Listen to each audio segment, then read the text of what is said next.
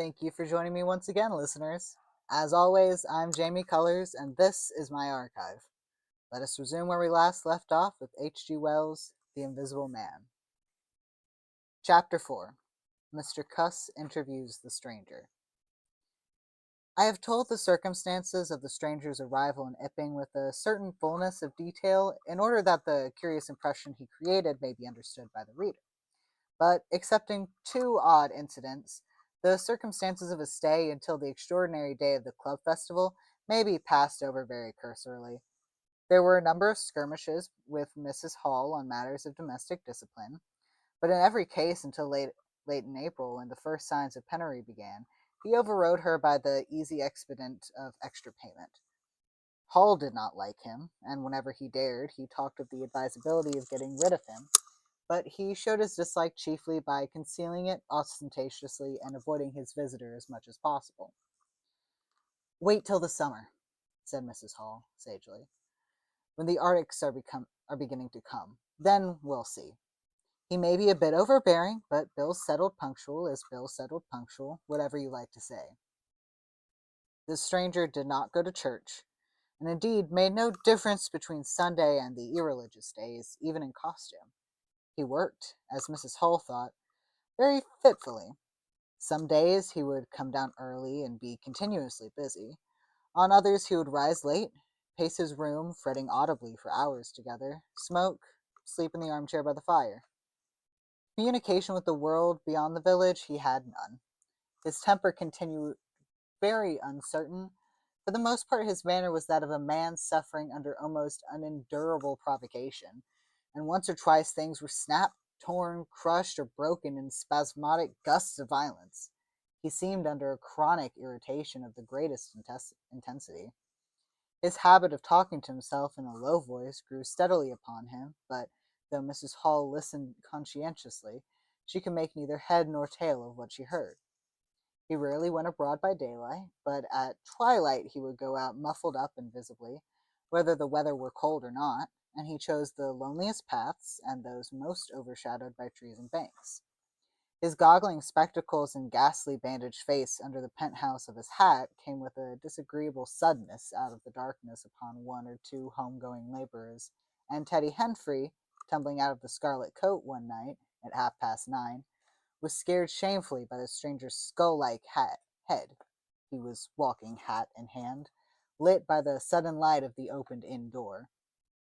Such children as saw him at nightfall dreamt of bogies, and it seemed doubtful whether he disliked boys more than they disliked him, or the reverse, but there was certainly a vivid dislike enough on either side.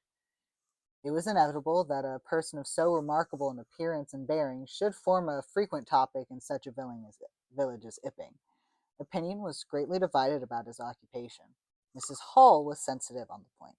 When questioned, she explained very carefully that he was an experimental investigator, going gingerly over the syllables as one who dreads of pitfalls. When asked what an experimental investigator was, she would say with a touch of superiority that most educated people knew such things as that, and would thus explain he discovered things. Her visitor had had an accident, she said, which temporarily discolored his face and hands, and being of a sensitive disposition, he was averse to any public notice of the fact. Out of her hearing, there was a view largely entertained that he was a criminal, trying to escape from justice by wrapping himself up so as to conceal himself altogether from the eye of the police. This idea sprang from the brain of Mr. Teddy Henfrey. No crime of any magnitude dating from the middle or end of February was known to have occurred. Elaborated in the imagination of Mr. Gold, the probationary assistant in the National School, this theory took the form that the stranger was an anarchist in disguise, preparing explosives, and he resolved to undertake such detective operations as his time permitted. These consisted, for the most part, in looking very hard at the stranger whenever they met, or in asking people who had never seen the stranger leading questions about him, but he detected nothing. Another school of opinion followed Mr. Farron's side, and either accepted the piebald view or some modification of it, as, for instance, Silas Durgan, who was heard to assert that If he chooses to show himself at fairs, he'd make a fortune in no time. And being a bit of a theologian, compared the stranger to the man with the one talent. Yet another view explained the entire matter by regarding the stranger as a harmless lunatic that had the advantage of accounting for everything straight away. Between these main groups, there were waverers and compromisers. Sussex folk had few superstitions, and it was only after the events of early April that the thought of the supernatural was first whispered in the village. Even then, it was only credited among the women folks. But whatever they thought of him, people in Epping, on the whole, agreed in disliking him. His irritability, though it might have been comprehensible to an urban brain worker, was an amazing thing to these quiet Sussex villagers.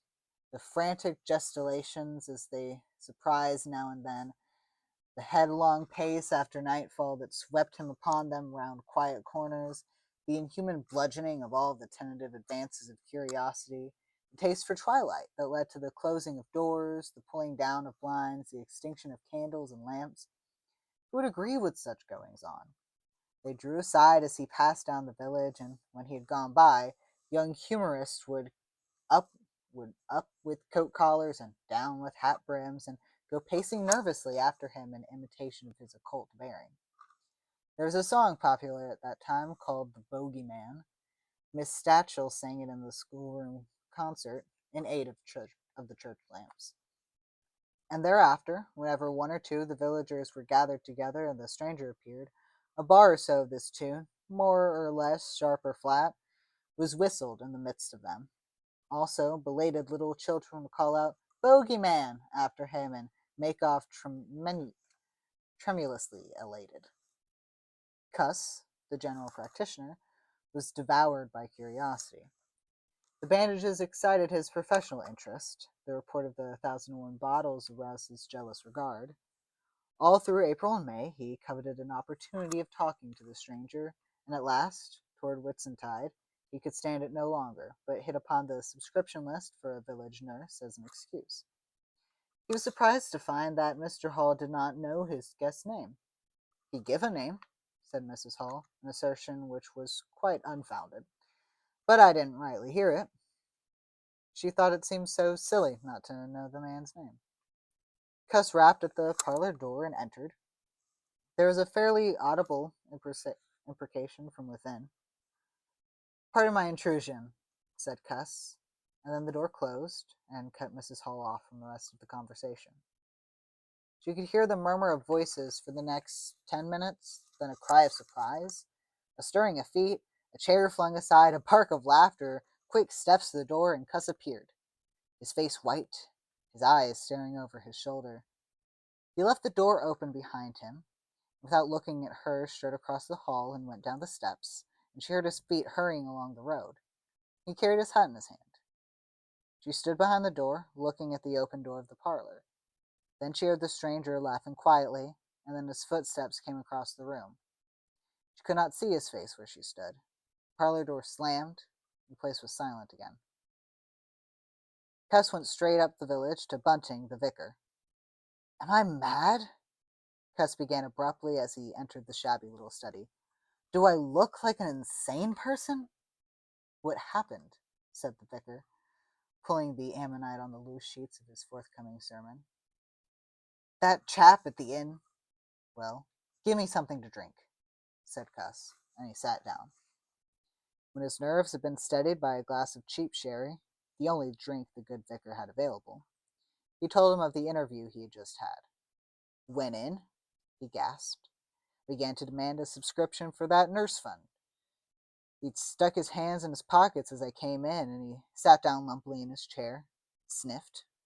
I told him I'd heard he took an interest in scientific things. He said yes, sniffed again. Kept on sniffing all the time, evidently recently caught an infernal cold. No wonder wrapped up like that. I developed the nurse idea and all the while kept my eyes open. Bottles, chemicals everywhere. Balance, test tubes and stands, and the smell of evening primrose. Would he subscribe? Said he'd consider it. Asked him, point blank, was he researching? Said he was. A long research? Got quite cross. A damnable long research, said he, blowing the cork out, so to speak. Oh, said I, and out came the grievance. The man was just on the boil, and my question boiled him over. He had been given a prescription, most valuable prescription. What for, he wouldn't say. Was it medical? Damn you, what are you fishing after? I apologized. Dignified sniff and cough. He resumed. He'd read it. 5 ingredients. Put it down. Turned his head. Draft of air from window lifted the paper. Swish. Rustle. He was working in a room with an open fireplace, he said. Saw a flicker, and there's the prescription burning and lifting chimneyward. Rushed towards it just as it whisked up chimney. So, just at that point, to illustrate his story, out came his arm. Well, no hand. Just an empty sleeve. Lord, I thought, that's a deformity. Got a cork arm, I suppose, and is taking it off. Then, I thought, there's something odd in that. What the devil keeps that sleeve up and open if there's nothing in it? There was nothing in it, I tell you. Nothing down it, right down to the joint. I could see right down it to the elbow, and there was a glimmer of light shining through a tear of the cloth. Good God, I said. Then he stopped, stared at me with those blue goggles of him, and then at his sleeve. Well, that's all. He never said a word, just glared and put his sleeve back in his pocket quickly. I was saying, said he, that there was a prescription burning, wasn't I? Interrogative cough. How the devil, said I, can you move an empty sleeve like that? Empty sleeve? Yes, said I, an empty sleeve. It's an empty sleeve, is it? You saw it was an empty sleeve? He stood up right away. I stood up too. He came towards me in 3 very slow steps and stood quite close. Sniffed venomously. I didn't flinch, though I'm hanged if that bandaged knob of his and those blinkers aren't enough to unnerve anyone coming quietly up to you. You said it was an empty sleeve? He said. Certainly, I said. And very quietly, he pulled his sleeve out of his pocket again and raised his arm towards me as though he would show it to me again. He did it very, very slowly. I looked at it. It seemed an age. Well, said I, clearing my throat, there's nothing in it. I had to say something. I was beginning to feel frightened.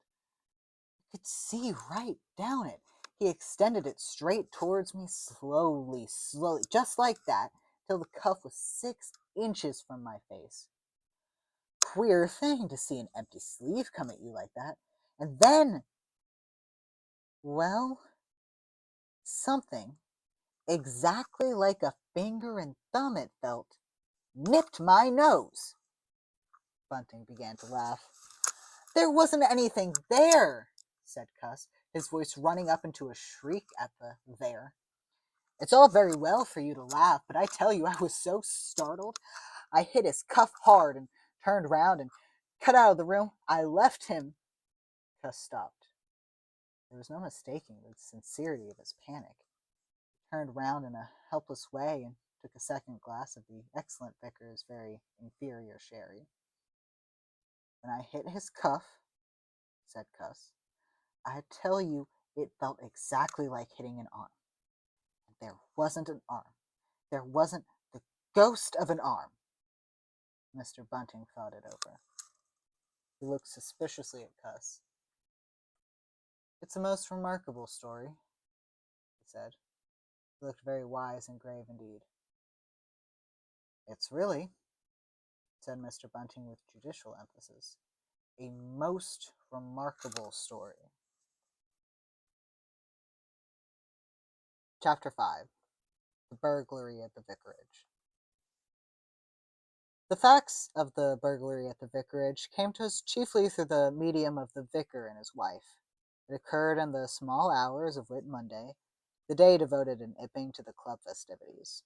Mrs. Bunting, it seems, woke up suddenly in the stillness that comes before the dawn, with the strong impression that the door of their bedroom had opened and closed. She did not arouse her husband at first, but sat up in bed listening. She then distinctly heard the pad, pad, pad of bare feet coming out of the adjoining dressing room and walking along the passage towards the staircase. As soon as she felt assured of this, she aroused the Reverend Mr. Bunting as quietly as possible. He did not strike a light, but putting on his spectacles, his dressing gown, and his bath slippers, he went out on the landing to listen. He heard quite distinctly a fumbling going on in his study downstairs, and then a violent sneeze. At that, he returned to his bedroom, armed himself with the most obvious weapon, the poker, and descended the staircase as noiselessly as possible. Mrs. Bunting came out on the landing. The hour was about 4, and the ultimate darkness of the night was past. There was a faint shimmer of light in the hall, but the study doorway yawned impenetrably black. Everything was still, except the faint creaking of the stairs under Mr. Bunting's tread, and slight movements in the study. Then something snapped. The drawer was opened. There was a rustle of papers. Then came the vocation, and a match was struck, and the study was flooded with yellow light. Mr. Bunting was now in the hall, and through the crack of the door he could see the desk and the open drawer and a candle burning on the desk. But the robber he could not see. He stood there in the hall, undecided what to do, and Mrs. Bunting, her face white and intent, crept slowly downstairs after him. One thing kept up Mr. Bunting's courage: the persuasion that this burglar was a resident in the village.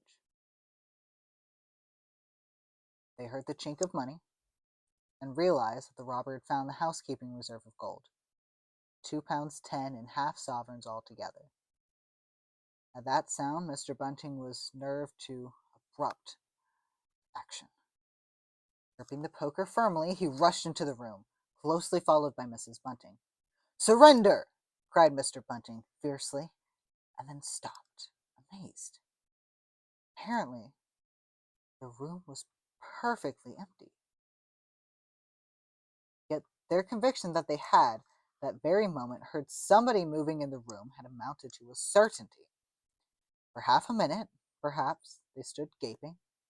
Then Mrs. Bunting went across the room and looked behind the screen, while Mr. Bunting, by a kindred impulse, peered under the desk.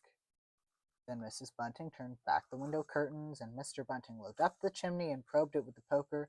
Then Mrs. Bunting scrutinized the wastepaper basket, and Mr. Bunting opened the lid of the coal scuttle, and they came to a stop, and stood with eyes interrogating each other. "I could have sworn," said Mr. Bunting.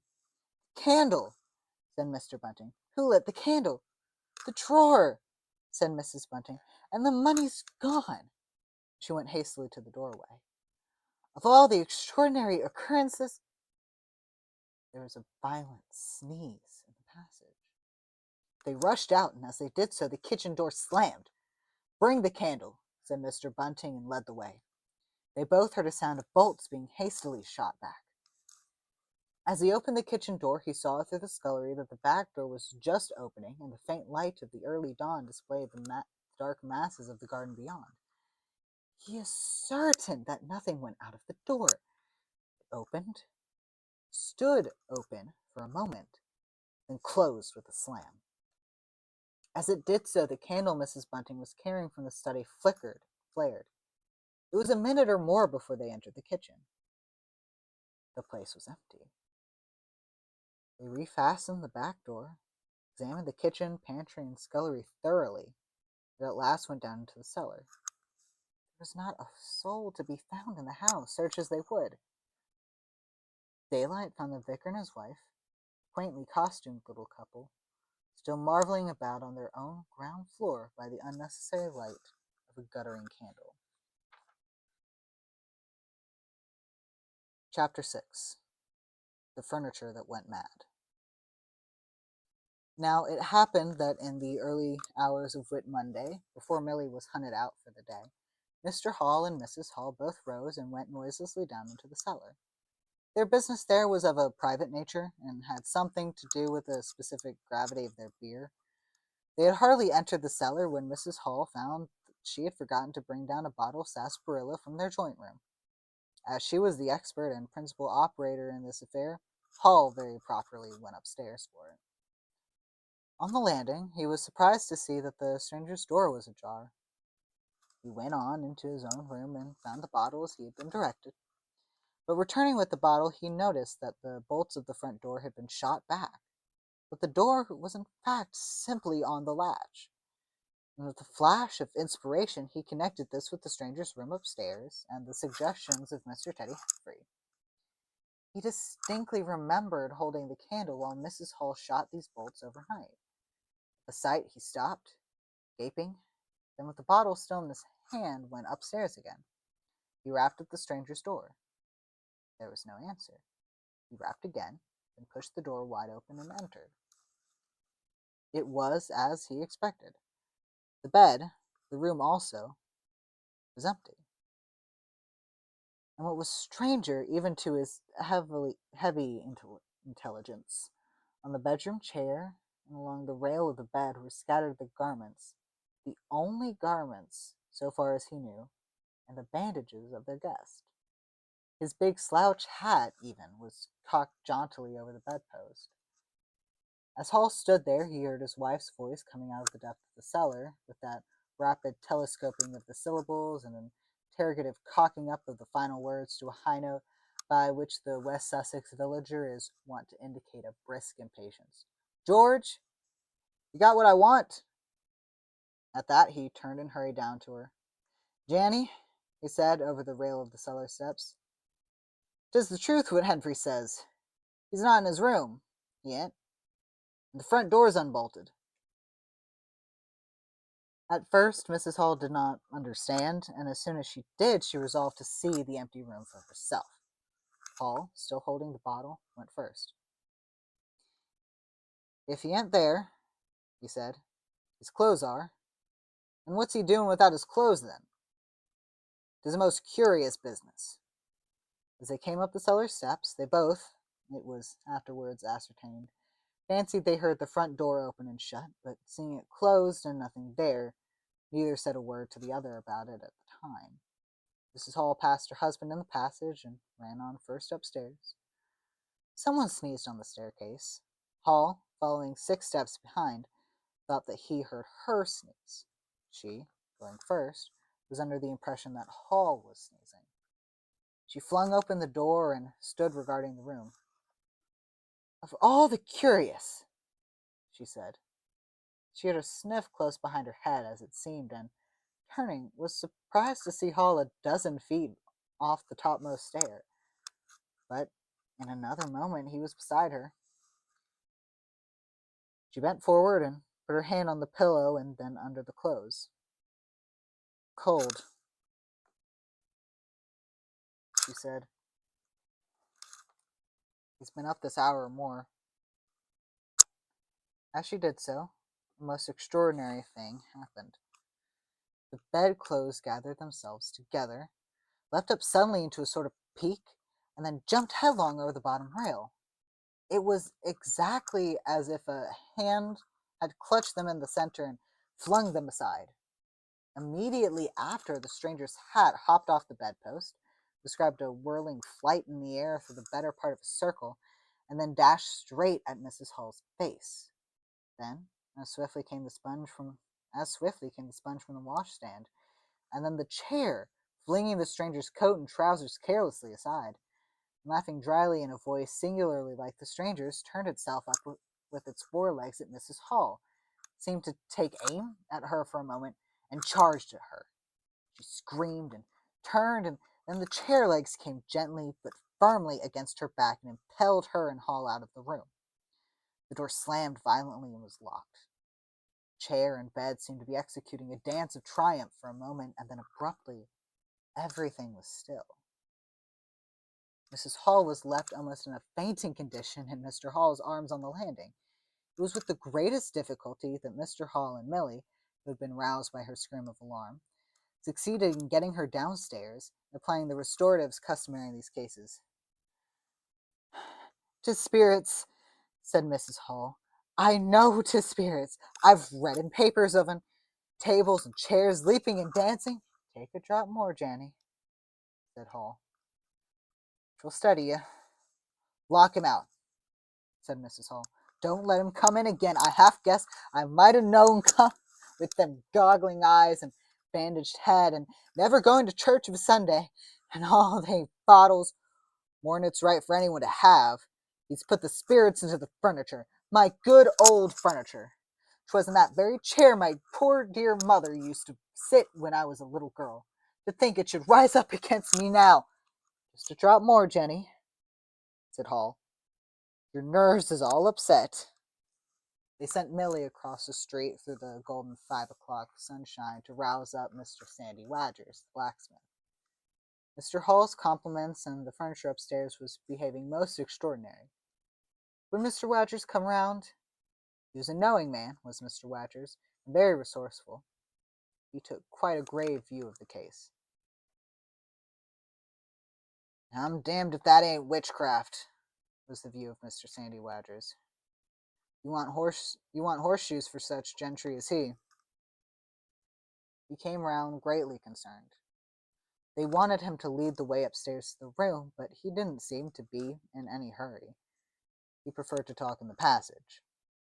Over the way, Huckster's apprentice came out and began taking down the shutters of the tobacco window. He was called over to join the discussion. Mr. Huckster naturally followed over in the course of a few minutes. The Anglo-Saxon genius for parliamentary government asserted itself. There was a great deal of talk and no decisive action. "Let's have the facts first," insisted Mr. Sandy Wadgers. "Let's be sure we'd be acting perfectly right in busting that there door down.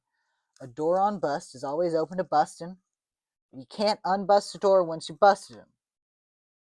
And suddenly, and most wonderfully, the door of the room upstairs opened of its own accord, and as they looked up in amazement, they saw, descending the stairs, a muffled figure of the stranger, staring more blackly and blankly than ever with those unreasonably large blue glass eyes of his.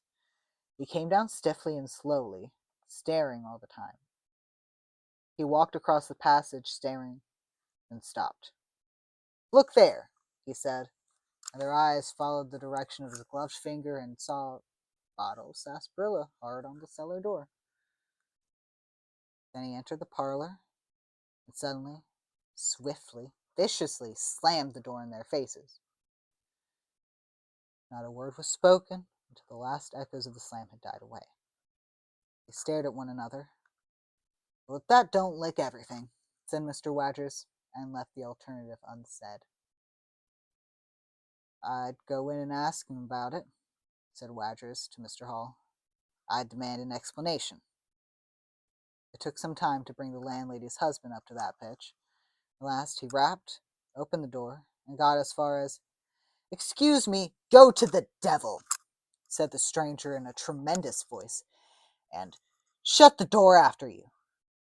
So that brief interview terminated. I'm ending it here for today, listeners. Please tune in next week to hear the next installment of The Invisible Man by H.G. Wells.